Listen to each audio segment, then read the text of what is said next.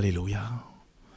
Il est bon pour nous de terminer ce moment de louange en disant « Oui, Seigneur, je t'aime, merci ». Tout est grâce, frères et sœurs. Nous y reviendrons tout à l'heure. Voilà, je salue ceux que je n'ai pas salués. Que Dieu soit béni, que Dieu soit glorifié, à nouveau réunis pour louer le Seigneur, mais aussi bien, pour être attentif à ce qu'il veut nous dire. Il ne parle jamais en vain. Il vient avec sa parole bien sanctifier nos vies, nos cœurs. Et nous le savons, nous n'avons de cesse de le répéter, il est à la porte et il revient bientôt. Et si nous nous rassemblons, c'est pour être meilleurs et c'est jamais pour être pire. Et chaque jour qui passe nous rapproche de son divin retour. Je crois qu'il nous est tous arrivé les uns et les autres de pouvoir nous tromper. Je ne ferai pas un sondage ce matin pour savoir s'il y a quelqu'un dans l'auditoire à qui c'est jamais arrivé. On s'est tous à un moment donné bien peut-être trompé ou voire illusionné suite à de faux raisonnements ou à une erreur de jugement. Peut-être que ce matin, quelqu'un a pensé qu'il avait avancé les aiguilles de sa montre d'une heure et puis finalement il ne l'a pas fait. Peut-être que ce matin, bien, je ne sais pas, il y a quelqu'un ou quelqu'une qui va se retrouver dans de ce qu'a été mon expérience. Je me rappelle un jour, j'étais là dans la rue et j'ai repéré quelqu'un au loin et je pensais que je connaissais cette personne. J'ai dit « Hey !» Et la personne, elle s'approche de moi, et plus elle s'approche de moi, plus je dis « Mais c'est qui ?» En plus de ça, elle-même était aussi convaincue qu'elle m'avait vu quelque part. On a même discuté pendant quelques secondes, et puis en fait, à un moment donné, j'ai dit « Non, on va trop loin là. » J'ai dit « Au fait, d'où est-ce qu'on se connaît ?» Et puis là, on a constaté qu'on ne se connaît pas, on se connaissait pas finalement. Alors on s'est mis à rire, on s'est salué poliment, et on s'est quitté comme cela. Un jour, Dieu a été amené à dire aux habitants de Jérusalem de ne pas s'illusionner. Un premier verset, juste pour vous donner encore cet exemple. Jérémie, chapitre 37 et le verset 9. Ne le cherchez pas, je vais juste vous le lire.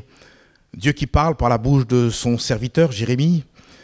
Il dit, ne vous faites pas d'illusions en disant, les Chaldéens s'en iront loin de nous, car ils ne s'en iront pas.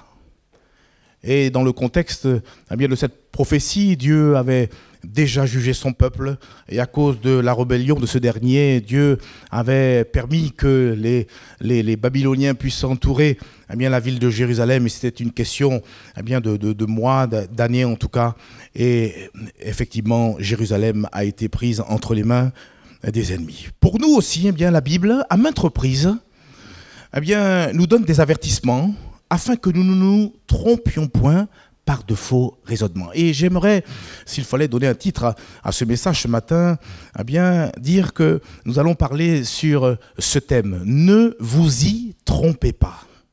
Et il y a justement, bien dans le Nouveau Testament, cette expression qu'on retrouve à plusieurs reprises, qu'on retrouve en redondance dans le Nouveau Testament, donc cette expression « ne vous y trompez pas ». Et j'ai relevé pour vous 4 versets qui mettent en évidence bien, cette expression.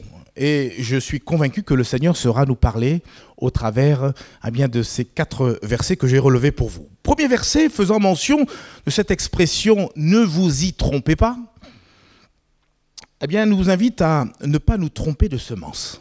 Alors pour ce faire, cette fois-ci je vous encourage à prendre avec moi Galates chapitre 6, Galates chapitre 6 et le verset 7. J'aime à le dire, mais je le répète encore ce matin, prenez des stylos pour ceux qui veulent relire toutes ces choses. J'ai gardé pour vous, j'ai relevé pour vous pas mal de versets ce matin et convaincu que c'est la parole de Dieu qui est en mesure bien, de sanctifier nos cœurs, nos vies pour bien, avancer avec le Seigneur. Galates chapitre 6, verset 7, nous lisons ensemble « Ne vous y trompez pas ». On retrouve notre expression. « On ne se moque pas de Dieu ». Et il est rajouté « Ce qu'un homme aura semé, il le moissonnera ». Donc Dieu nous invite à ne pas nous tromper de semence. Et on l'a lu, il est dit « Ce qu'un homme aura semé, il le moissonnera aussi ». Et quelque part, Paul est en train de nous exposer, de nous mettre en face, en présence d'une loi spirituelle que nous ne devons pas perdre de vue. Et cette loi spirituelle nous rappelle que tous nos faits et gestes, nos comportements, nos attitudes sont quelque part une semence que nous semons déjà principalement dans nos vies, mais que également nous semons bien, dans la vie de tous ceux et celles qui nous côtoient. Et cette semence que nous semons dans nos cœurs comme dans la vie des autres, tôt ou tard, personnellement, nous moissonnerons son fruit. C'est ce qu'a pu expliquer Eliphaz, un des amis de Job, qui à un moment donné a relevé la chose suivante en observant les gens qui l'entouraient. Il va dire dans Job chapitre 4 verset 8 la vérité suivante. Il dit « Pour moi je l'ai vu, ceux qui labourent l'iniquité, autrement dit ceux qui labourent l'injustice, et qui sèment l'injustice en moissonnent les fruits. » Lorsque nous semons le bien, par ailleurs, évidemment, nous moissonnerons le bien. C'est pour ça que le Seigneur, ce matin, il veut nous encourager les uns les autres à toujours semer, tant dans notre vie, mais aussi autour de nous, des choses bonnes, des choses agréables, des choses qui vont édifier, des choses qui vont réconforter, des choses qui vont encourager le frère, la sœur, le prochain, quel qu'il soit. Même nos paroles, frères et sœurs, qui sortent de nos bouches sont une véritable semence. Est-ce que vous le savez, ça ?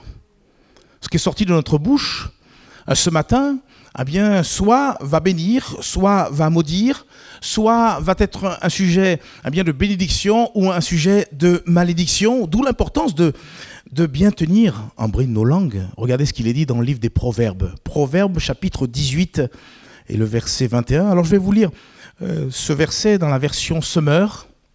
Il nous est dit « La mort et la vie sont au pouvoir de la langue. Et vous aurez à vous rassasier des fruits que votre langue aura produits. » C'est l'apôtre Jacques aussi, qui aussi en parlant de la langue et le fait de pouvoir la maîtriser, va dire aussi la chose suivante. Alors ne cherchez pas, je vous ai dit, je vais vous bombarder de versets, mais c'est parce que je vous aime.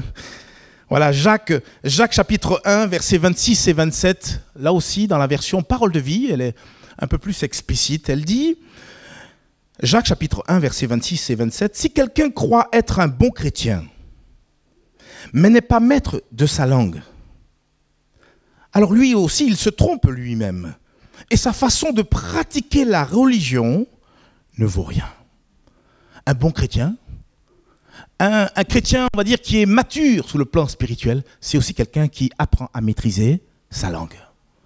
Qui, comme le psalmiste, il me semble, le David, va dire « Seigneur, mets une garde à ma bouche » et qui va placer là comme un filtre et qui va refuser que sa chair ou peut-être sa vieille nature puisse lui donner à extérioriser des choses négatives qui vont plutôt attrister l'Esprit de Dieu plutôt qu'autre chose. Alors ne nous trompons pas de semence. Semons toujours la bénédiction afin d'hériter la bénédiction. C'est ce que rappelle l'apôtre Pierre dans son épître. Première épître de Pierre au chapitre 3 et le verset 9. Juste lisez-le avec moi. 1 Pierre chapitre 3 et le verset 9. Ne rendez point mal pour mal ou injure pour injure. Bénissez au contraire, car c'est à cela que vous avez été appelés. Pourquoi ? Afin d'hériter la bénédiction. Il y a, excusez-moi l'expression, des tuyaux que Dieu nous donne, des solutions, des réponses, des lois spirituelles que Dieu nous donne. Vous voulez être bénis, nous voulons être bénis, alors cherchons toujours à bénir. C'est pour ça que dans Matthieu chapitre 5, le Seigneur nous demande même de pouvoir bénir nos ennemis. Quand je bénis, c'est une semence que j'envoie, une semence de bénédiction, et en retour, je reçois la bénédiction.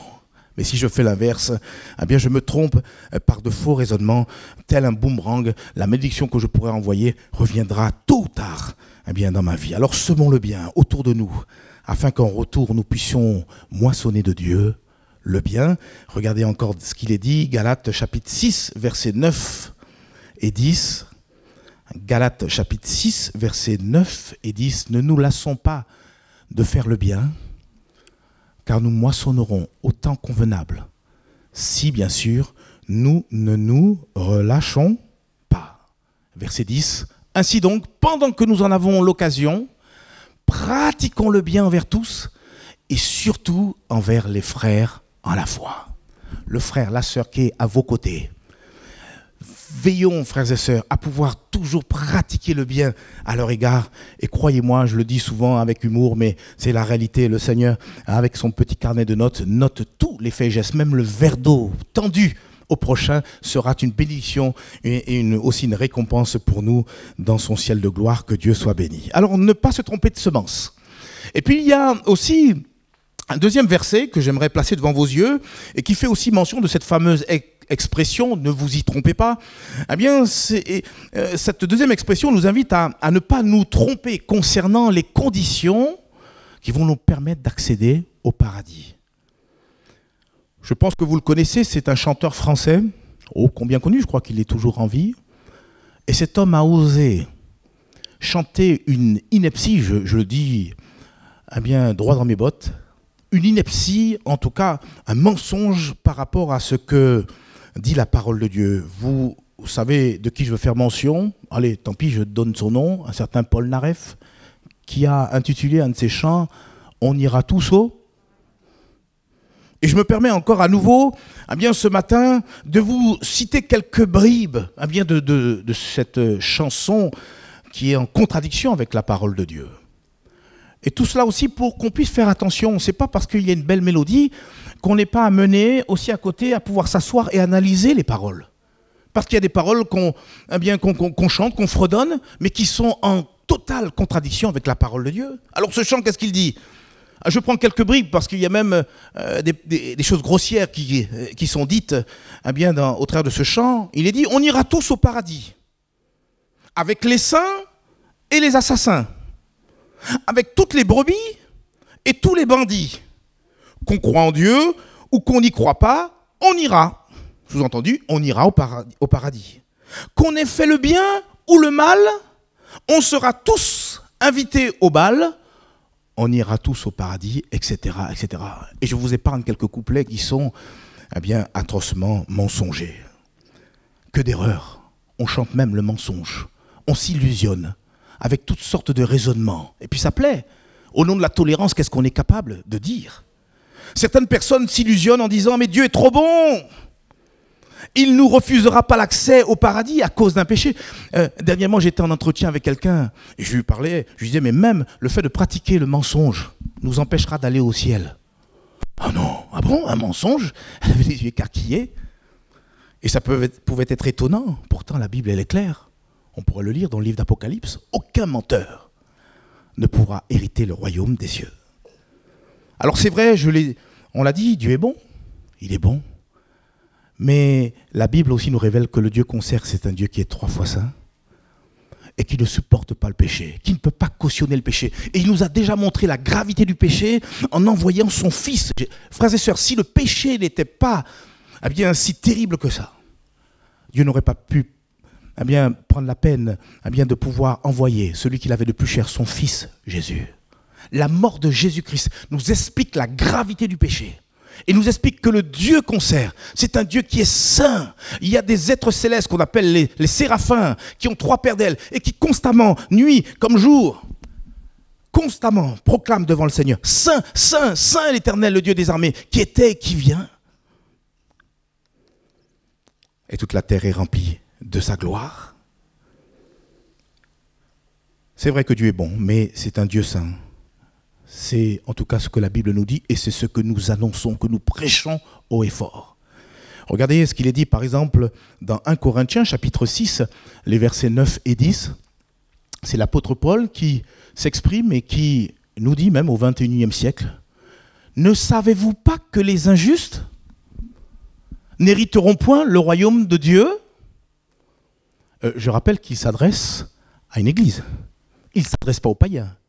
Mais il s'adresse à une église qui est des plus particulières, puisqu'elle manifestait les 9 dons spirituels. Mais à côté de cela, il y avait beaucoup d'œuvres charnelles. Et il rappelle, ne savez-vous pas que les injustes n'hériteront point le royaume de Dieu? Ne vous y trompez pas. Et il rajoute, ni les impudiques, ni les idolâtres, ni les adultères, ni les efféminés, ni les infâmes, ni les voleurs, ni les cupides, ni les ivrognes, ni les outrageux, ni les ravisseurs n'hériteront le royaume de Dieu. Et c'est pourquoi ce matin, frères et sœurs, ne nous trompons pas. Il ne faut pas que l'on se laisse bercer par toutes sortes d'illusions, parce que de toute façon, l'illusion, tôt ou tard, nous amène à quoi? À la déception. Elle nous amène eh bien, à la confusion. Et cette même confusion est le fruit de notre refus de croire ce que la Bible dit. Frères et sœurs, notre repère, notre seule boussole dans ce monde de ténèbres, c'est sa parole. Et ce n'est pas étonnant que la Bible nous dit que la parole de Dieu est une lampe à nos pieds.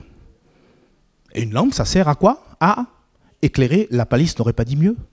Et si je ne l'ai pas constamment devant mes yeux, je peux si facilement, si subtilement me détourner, m'écarter du seul chemin qui mène au paradis, qui mène à la vie éternelle.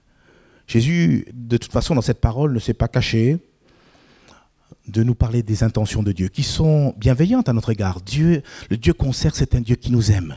Mais la Bible ne s'est pas cachée non plus de nous annoncer bien, ce qu'a été notre chute. Dès le Jardin d'Éden, nous avons manqué le but. Et avec Adam et Ève, bien, tout le genre humain a sombré dans l'iniquité, dans le péché. Mais Dieu, dans son amour, et la Bible aussi nous l'annonce, eh bien, Dieu, dans son amour, nous a envoyé un sauveur, c'est Jésus. C'est ce que nous rappelons au travers des emblèmes, que nous prenons le pain et le vin. Son corps a été brisé, son sang a coulé, tout cela pour que nous soyons rachetés les uns les autres. Que Dieu soit béni, que Dieu soit glorifié. Frères et sœurs, trop de chrétiens, encore aujourd'hui, se trompent.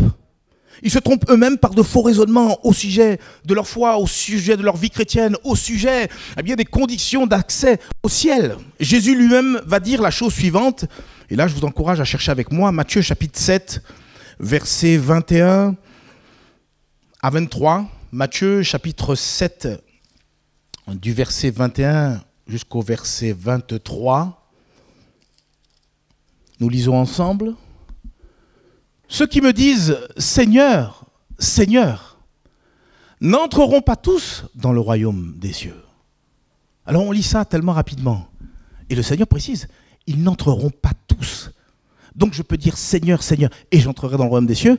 Et puis un autre peut dire « Seigneur, Seigneur » et il n'entrera pas néanmoins dans le royaume des cieux. Voilà ce que dit cette parole. Mais celui-là seul qui fait la volonté de mon Père, qui est dans les cieux, lui, rentrera dans le royaume des cieux. Plusieurs me diront en ce jour-là, Seigneur, Seigneur, n'avons-nous pas prophétisé par ton nom? N'avons-nous pas chassé des démons par ton nom? Et n'avons-nous pas fait beaucoup de miracles par ton nom? Verset 23. Alors je leur dirai ouvertement, je ne vous ai jamais connu. Retirez-vous de moi, vous qui commettez l'iniquité. Et ces trois versets ont été un sujet de confusion pour certains. Mais comment quelqu'un qui pourrait arriver même à vivre des miracles, à expérimenter des miracles, à exercer des dons spirituels, comment, eh bien, au final, au bout du compte, eh bien, serait-il en confusion pour entrer dans les cieux? Ce passage, Jésus, au travers de ce passage, Jésus, qu'est-ce qu'il fait? Il avertit, premièrement, que ceux qui se contentent de proclamer « Seigneur, Seigneur », mais qui, à côté de ça, ne lui obéissent pas pour autant, ne pourront pas entrer dans le royaume des cieux. Et deuxièmement, eh bien, le Seigneur lui-même eh bien, parle et avertit que même si eh bien, tu as la possibilité de pouvoir faire de grands miracles, et c'est toujours par la grâce de Dieu, bien sûr, mais si, lorsque Dieu sonde ton cœur, lorsqu'il sonde ta vie, lorsqu'il sonde tes pensées, lorsqu'il sonde tes paroles, eh bien, il trouve de l'iniquité, eh bien, on peut finir par rester pour compte. Parce que le Seigneur honorera toujours sa parole. Vous savez, quand on manifeste la foi, le Seigneur, il se manifeste en retour et il honore sa parole. Mais pour entrer au ciel, on l'a compris, la condition, eh bien, c'est bien sûr le salut. Mais à côté de ça, il faut se maintenir dans ce salut. Il faut s'entretenir, il faut marcher sur le chemin de la sanctification. Frères et sœurs, même le fait d'écouter la parole de Dieu, comme nous le faisons ce matin, parce que Dieu nous parle, je dis nous, parce que je me sens aussi concerné au travers de ce que Dieu nous dit ce matin. Même le fait d'écouter la parole de Dieu ne suffit pas pour que l'accès dans le paradis nous soit pleinement ouvert. Amen ou pas amen, frères et sœurs? C'est l'apôtre Jacques qui le dit dans son épître, Jacques chapitre 1, verset 22, ne le cherchez pas, mais il nous est dit, mettez en pratique la parole. Et de grâce, ne vous bornez pas à l'écouter, en vous trompant vous-même par de faux raisonnements. Et on peut trouvé cette habitude, j'ai envie de rajouter, habitude religieuse, de pouvoir écouter la parole de Dieu. Alors ça peut être d'une manière hebdomadaire, dimanche après dimanche, s'habituer à la parole de Dieu. Peut-être même chez nous, à mettre bien les prédications sur prédications du matin jusqu'au soir. Sans pour autant que cette même parole puisse produire son fruit dans nos cœurs. Parce que ce n'est pas magique. Parce qu'on a compris qu'il nous faut en retour répondre à cette parole. Quand Dieu nous parle, que faisons-nous des paroles qui nous adressent? C'est pour ça que le Seigneur dit, prenez garde à la manière dont vous écoutez. On peut écouter la parole d'une manière désinvolte, dire, oh, ça c'est du déjà vu ou déjà entendu, et ne pas comprendre ce que Dieu voudrait nous dire, parce que, tout comme l'apôtre Paul, il ne se lasse pas de dire les mêmes choses, parce que pour nous, c'est salutaire. Amen ou pas amen, frères et sœurs? Mettez en pratique la parole et ne vous bornez pas à l'écouter en vous trompant vous-même par de faux raisonnements.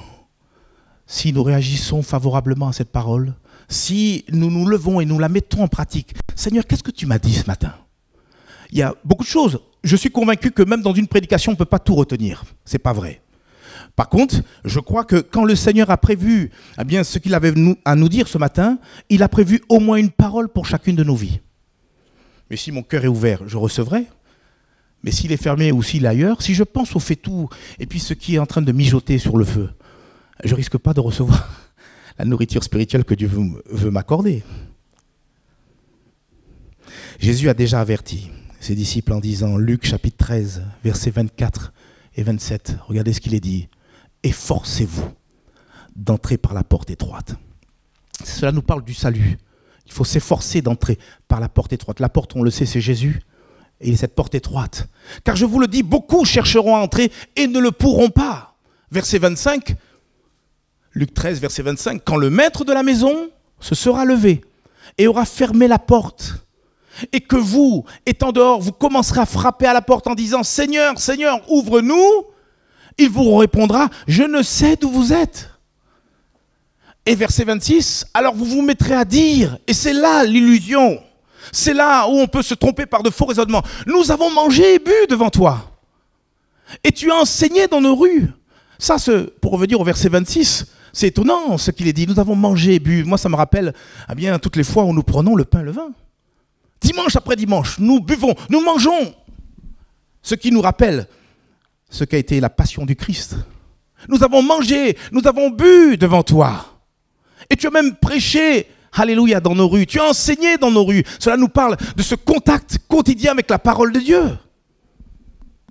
Pourtant, Jésus répondra, puisqu'il est fait mention, bien sûr, du Seigneur Jésus. Je vous le dis, je ne sais d'où vous êtes. Retirez-vous de moi, vous tous qui commettez l'injustice ou l'iniquité, c'est pareil. Si nous voulons être prêts pour le retour de Jésus, il nous faut mener une vie juste, une vie sainte, qui soit en harmonie, bien sûr, aux exigences de la parole de Dieu. Il nous faut marcher dans la sanctification, on y revient toujours. Vous savez que ça lasse certaines personnes quand on parle de la sanctification. Certains auraient aimé entendre la prospérité, entendre tellement d'autres choses. Pourtant, je suis convaincu que ce dont a besoin d'entendre l'Église aujourd'hui, c'est la sanctification. On est quelquefois borné, où le Seigneur veut nous emmener quelque part, mais non, nous on veut l'amener autre part. Seigneur, il y a ceci, il y a cela. Et il nous rappelle qu'il est à la porte, et qu'il revient bientôt, et il viendra prendre, quand on lit le livre d'Éphésiens au chapitre 5, qu'il viendra prendre une église sans tache, sans ride. Vous avez vu, vous, une personne sans tache, sans ride? Une église parfaite? Dieu a le pouvoir de rendre son église sainte. Et on a eu raison de chanter « Souffle, souffle, Seigneur ». Et rends ton église sainte. Ce n'est pas seulement le chanter. Et, Seigneur, aide-moi à vivre cette marche de sanctification. Faut-il rappeler ce que c'est que se sanctifier? C'est ni plus ni moins se mettre à part. Alors, il ne s'agit pas de s'isoler de ce monde. Mais au cœur même de ce monde de ténèbres, continuer à marcher encore en conformité à la parole de Dieu. On peut même sortir de ce lieu et continuer encore dans nos mêmes travers. Pourtant, Dieu nous a déjà parlé. Et on continue, nous, à insister, Seigneur, bénis-moi, bénis-moi, bénis-moi. Mais quelquefois, les bénédictions sont bloquées parce qu'on est toujours dans la désobéissance. Permettez-moi de vous lire une parole de Dieu qu'une épouse de pasteur, qui se trouve dans la région Midi-Pyrénées, a reçue, pas plus tard qu'il y a un mois de cela. Alors qu'elle cherchait la face de Dieu, Dieu s'est réellement révélé à elle. Elle a reçu ce message pour porter à toute l'Église, et je vous le lis. Peut-être que même tout à l'heure je l'afficherai, il n'y a rien de secret. C'est l'épouse du pasteur Bautron, qui est pasteur, je crois, sur Toulouse-Ouest. Et cette femme, une femme de prière entre autres, raconte ce qu'elle a vécu. Voilà, ça s'est passé le 23 février 2021. Ce que je vais vous lire là a été lu dans la pastorale de la région, Midi-Pyrénées. J'entends le Saint-Esprit me dire, va te mettre à part et prie. Jésus-Christ veut te parler. Elle dit, j'exécute aussitôt, je me mets en prière et tout de suite, je ressens la présence de Dieu extrêmement forte, puissante. Puis, c'est elle qui raconte. Je vois Jésus apparaître devant moi en vision, dans une lumière extraordinaire. Je tombe immédiatement à genoux devant lui et commence à le remercier, lui exprimer toute ma reconnaissance. Des larmes de reconnaissance se mêlent à ma joie immense de me tenir en présence de mon Seigneur. Et Jésus met ses 2 mains sur ma tête pendant un temps, puis il me dit, lève-toi. Et quand je suis debout, Jésus prend mes 2 mains, qu'il enferme dans les siennes et me dit encore, ma fille, assieds-toi maintenant et écris ce que je te dis. Et je vais vous retransmettre ce que Jésus a dit à cette sœur en Christ.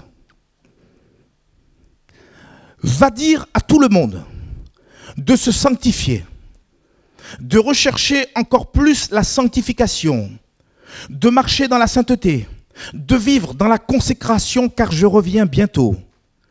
Tous ceux qui ne se seront pas préparés, ne seront pas enlevés.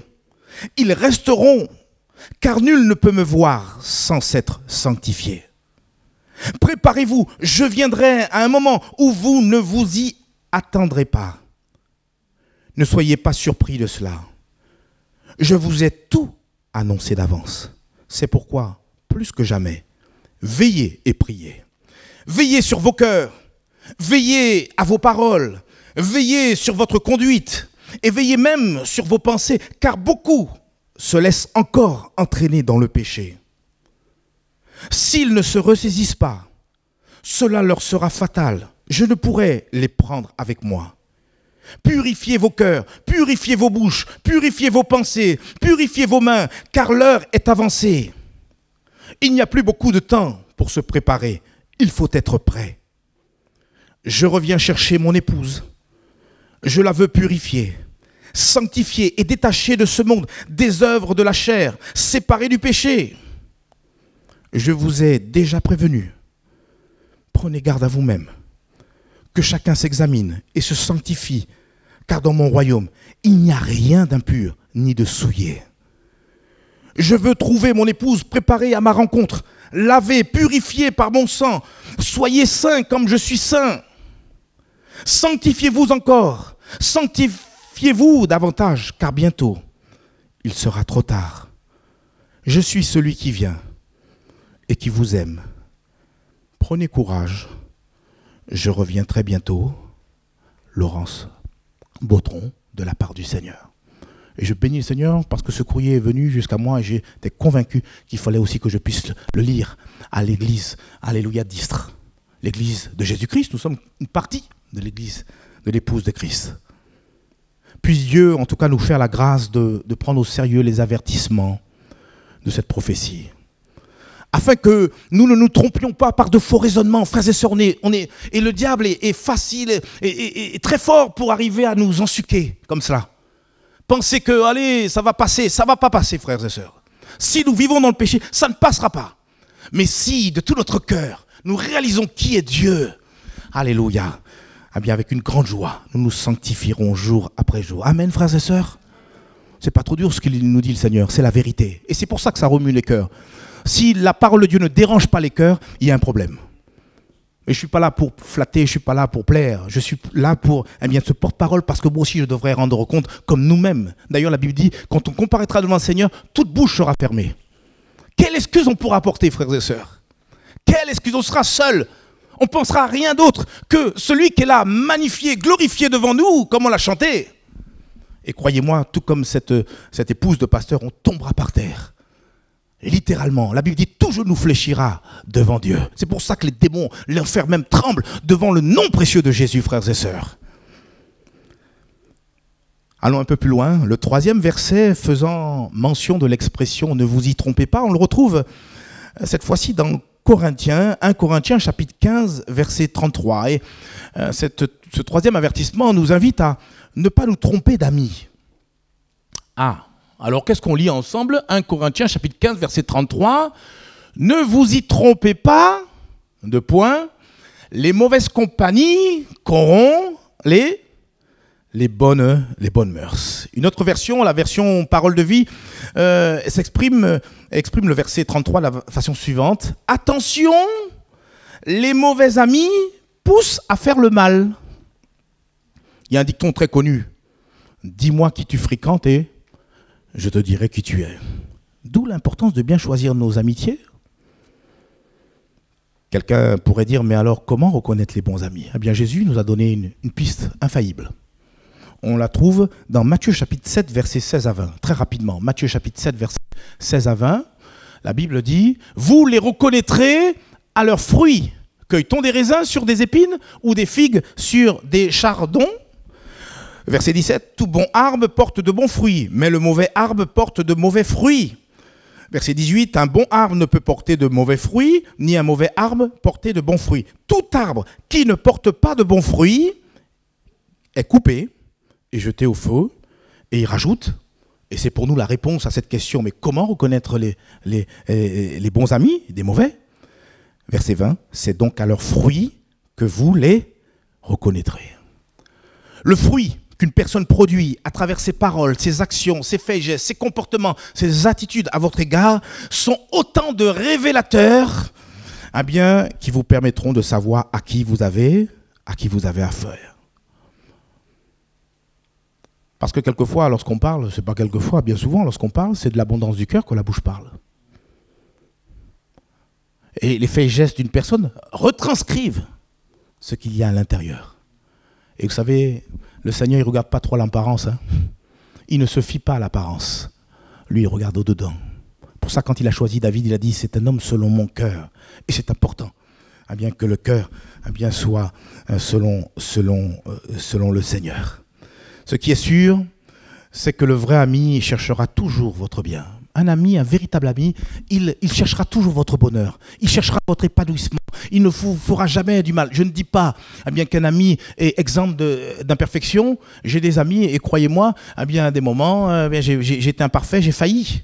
Mais d'une manière générale, un véritable ami va chercher le bien-être de l'autre, va chercher à pouvoir manifester l'amour, et ça c'est important. Paul a encouragé Timothée à bien choisir ses fréquentations.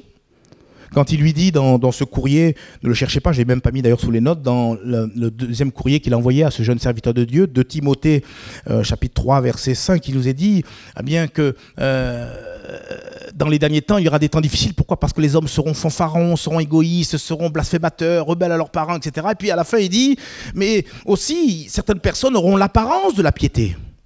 Mais finalement, renieront ce qui en fait la force. Et Paul de rajouter à ce jeune serviteur de Dieu, éloigne-toi de ces gens-là. Donc il y a des fréquentations auxquelles il faut s'éloigner. Il y a des mauvaises fréquentations qui vont nous attirer vers le bas, alors qu'il est question d'être attirés vers le haut. Frères et sœurs, notre maison, elle est là-haut. Au contraire, Paul va dire à ce jeune Timothée, de Timothée, chapitre 2, verset 22, « Fuis les passions de la jeunesse et recherche au contraire la justice, la foi, l'amour, la paix, avec ceux qui invoquent le Seigneur d'un cœur pur. » Un ami dans le milieu chrétien, c'est quelqu'un qui invoque le Seigneur d'un cœur pur. Et je crois aux amitiés dans nos églises locales. Je crois qu'on peut développer une amitié avec un frère, une sœur, etc. Et ensemble, pourquoi pas, chercher la face de Dieu, échanger de la parole de Dieu, un puissant moyen pour monter, pour décoller et puis arriver jusque devant le trône du Seigneur. Que Dieu bénisse notre communion fraternelle, qu'elle soit vraie. Et que Dieu aussi nous aide à bien pouvoir nous écarter de toute mauvaise fréquentation. Permettons au Saint-Esprit de nous aider à faire le tri, car vous le savez, il y a des amitiés dangereuses qui peuvent nous être nuisibles. Il y a des amitiés qui peuvent être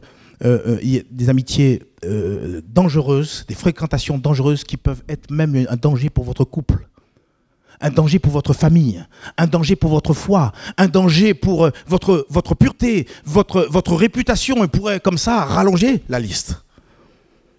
Mon frère, ma soeur, sépare-toi de ce qui est pour toi une pierre d'achoppement, mais attache-toi à tout ce qui est à la gloire de Dieu. Et puis je veux terminer, j'ai parlé de 4 versets, il y en a un autre que j'ai débusqué pour vous dans Jacques chapitre 1, versets 16 à 17. Il nous est dit, ne vous y trompez pas, mes frères bien-aimés. Verset 17, toute grâce excellente et tout don parfait descend d'en haut du Père des Lumières, chez lequel il n'y a ni changement et ni ombre de variation. Qu'est-ce que Paul est en train de rappeler? Si ce n'est que la seule source de toute grâce excellente, la seule source de tout don parfait, c'est Dieu. Autrement dit, tout ce que nous pouvons manifester, tout ce que nous pouvons avoir comme capacité, qualité, don et même don spirituel, tout cela nous vient de Dieu et nous a été accordé par Dieu. Et cette vérité doit toujours nous maintenir quelque part dans l'humilité. 1 Corinthiens chapitre 4 verset 7, un verset que j'aime beaucoup, il nous est dit, car qui est-ce qui te distingue, excusez-moi? Qu'as-tu que tu n'aies reçu? Et si tu l'as reçu, pourquoi te glorifies-tu comme si tu ne l'avais pas reçu? Tiens. Non, frères et sœurs, ce passage, il nous invite. Et c'est en plus l'apôtre Paul qui en parle. Et Dieu seul sait combien de dons, de charisme cet homme a reçu. Mais il a toujours cherché à veiller à être dans l'humilité. Que nous puissions avoir peut-être même ce réflexe de toujours donner gloire à Dieu. Dieu t'utilise, béni soit Dieu. Mais très rapidement, donne gloire à Dieu. Parce que de toute façon, toute la gloire revient à lui seul. Et d'ailleurs, il ne donnera pas sa gloire à un autre. Et en ayant cette attitude, cela nous maintiendra bien sûr dans l'humilité et en même temps, nous gardera de l'orgueil. Voilà, que dire en conclusion? Jésus a dit à ses disciples la chose suivante, Marc chapitre 13 et le verset 23. Soyez sur vos gardes, je vous ai tout annoncé d'avance. Et aujourd'hui, le Seigneur a voulu nous mettre en garde par rapport à toutes sortes d'illusions ou de faux raisonnements qui pourraient nous induire en erreur. Au contraire, il nous invite à ne pas nous tromper concernant la semence. La semence qui peut sortir de nos attitudes, de nos comportements, la semence qui peut sortir de nos bouches. Il nous invite à ne pas nous tromper concernant les conditions qui vont nous permettre d'accéder au royaume des cieux. Il nous invite à ne pas nous tromper d'amis. Il y a de bonnes fréquentations et il y a hélas de mauvaises fréquentations. Et puis enfin, on l'a vu, il nous invite à ne pas nous tromper de source. Parce que tout nous vient de Dieu. Toute grâce excellente, tout don parfait vient d'en haut, du Père de lumière. Et c'est pour ça qu'en retour, à lui revient toute la gloire. Je veux juste reciter ce passage qu'on a lu tout à l'heure. Je le redis, et c'est ça qui est important. Jacques chapitre 1, verset 22. Puis après, quand nous prierons, mettez en pratique la parole et ne vous bornez pas à l'écouter, en vous trompant vous-même par de faux raisonnements. La question est ce matin, qu'est-ce que Dieu, tu m'as dit personnellement? Qu'est-ce que je dois peut-être rectifier? Qu'est-ce que je dois comprendre? Et alors, veillons, et avec la grâce de Dieu, mettons cette parole en pratique, et alors nous progressons, et nous serons fin prêts pour le retour du Seigneur. Prions ensemble le Seigneur. Seigneur, merci pour tous ces avertissements. C'est par amour que tu, Seigneur, nous préviens, et nous l'avons lu, tu nous as tout dit d'avance. En quelque sorte, nous n'avons plus d'excuses. Tu nous as donné tout ce qui contribue à ce que nous soyons plus que vainqueurs jour après jour et que nous menions une vie victorieuse, une vie de sainteté et de sanctification. Je te prie avec mes frères et mes sœurs, donne-nous à réagir face à ta parole, à bien réagir face à ta parole. Donne-nous, Seigneur Père mon Dieu, à prendre en compte nos vies et comme tu l'as dit à ta servante, donne-nous à nous sanctifier encore parce que tu reviens bientôt. Et tu l'as déjà dit dans ton ciel de gloire, il n'y a rien d'impur, rien de souillé. Seigneur, passe dans les rangs. Fais-nous grâce. Nous avons et nous implorons ta grâce. Nous avons besoin de toi. Souviens-toi que nous sommes que poussière. Pardonne-nous de nos péchés, de nos manquements. Purifie nos cœurs. Seigneur, personne ne sait ici, si ce n'est pas même cette semaine que tu reviendras. Tu as dit que tu viendras à l'heure où nous ne nous y attendrons pas. Et nous voudrions être prêts les uns les autres. Seigneur, mon Dieu, aide-nous à faire des progrès. Fais-nous grâce encore en ce matin. Prenons un temps de silence. Restons à notre place. Quelquefois, on est trop pressé pour passer à autre chose. Et accordons l'occasion au Saint-Esprit de pénétrer nos cœurs, de sonder nos cœurs, et mieux encore de les convaincre de péché, de justice et de jugement. Le Seigneur, il est là. Il nous a entendus, de quelle manière nous avons loué, adoré le Seigneur. Il a même vu la manière dont nous avons reçu sa parole. Et Dieu te connaît. Et il s'est élu tes combats, il connaît tes besoins, il connaît encore ce qui peut être cette pierre d'achoppement qui va t'empêcher de monter et rejoindre ton Seigneur. Il sait ce sur quoi l'ennemi appuie, tel l'accusateur qui te freine dans la culpabilité, t'enferme dans la culpabilité. Il sait tout de toi. Et ce qu'il veut aussi que tu retiennes ce matin, c'est qu'il t'aime. Et son amour n'a aucun jugement sur ta vie.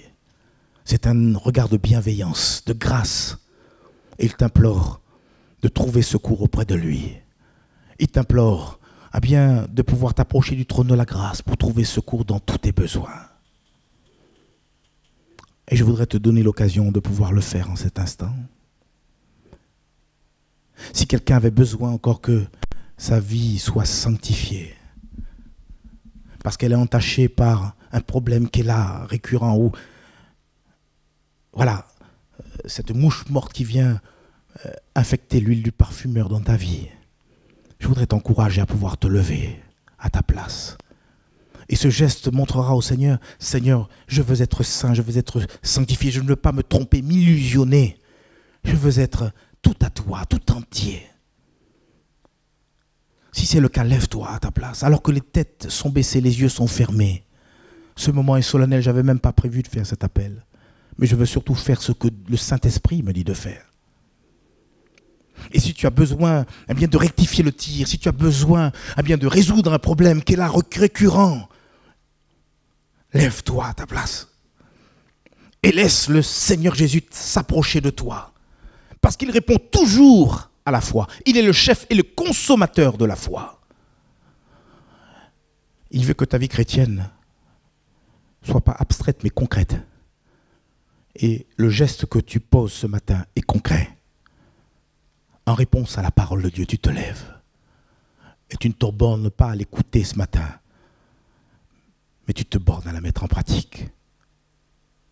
Quel que soit le sujet pour lequel tu te lèves, je veux que tu te rappelles que le Seigneur est la réponse.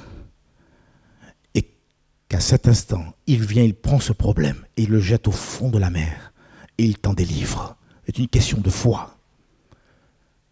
Et si c'est même un péché qui est là dans ta vie, la Bible dit, si nous confessons nos péchés, Dieu est fidèle et juste pour nous les pardonner et nous purifier de toute iniquité. Alors si c'est ton cas, lève-toi, parce que Dieu t'aime. C'est pour ça qu'il faut bien entendre et avoir les oreilles pour entendre. Et la nuance est là, est bien réelle. Dieu haït le péché, mais il aime le pécheur. Et il n'y a aucun pécheur repentant que le Seigneur n'a pas su accueillir. Au contraire,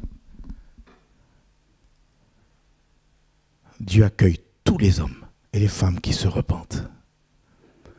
Seigneur, tu vois ces personnes qui se sont levées. Un jour, tu as choisi un homme, un jeune homme, pour être plus exact, parce que c'était un homme selon ton cœur. Un homme, Seigneur, qui était assez humble pour connaître ses torts, ses fautes. Humble, eh bien, pour encore se laisser travailler par toi. Et je veux croire que parmi tous ceux et celles qui se sont levés, si ce n'est pas tous, Seigneur Père, mon Dieu, il y a des hommes et des femmes qui veulent être vrais, sincères devant toi. Tu veux que la vérité soit au fond du cœur. Alors je te prie, j'implore ton nom, afin que tu leur fasses grâce. Et quel que soit le problème qu'ils t'apportent, que tu sois leur solution aujourd'hui même. Seigneur, tu n'es pas celui qui reporte. Tu es le Dieu d'aujourd'hui. Tu es le Dieu de l'éternel présent. Et Seigneur, aujourd'hui même, tu interviens dans leur situation. Seigneur, tu ôtes, Seigneur Père, si c'est une question de péché, tu ôtes ce péché. Tu ôtes, Seigneur, ce bouchon. Tu ôtes cet obstacle. Seigneur, tu fais grâce encore ce matin. Parce que tes enfants ne veulent pas se tromper par de faux raisonnements. Mais ils veulent être fin prêts quand tu reviendras. Alors Seigneur, pour tous ceux et celles qui se sont levés, fais grâce ce matin. S'il y a un péché, pardonne. S'il y a une délivrance, un secours dont ils ont besoin, viens Seigneur, glorifie-toi. Et sois Seigneur encore tout à nouveau leur grand libérateur au nom de Jésus-Christ. Je te le demande pour la gloire de ton nom. Bénis mes frères et mes sœurs. Bénis-les Seigneur, au nom de Jésus-Christ. Amen.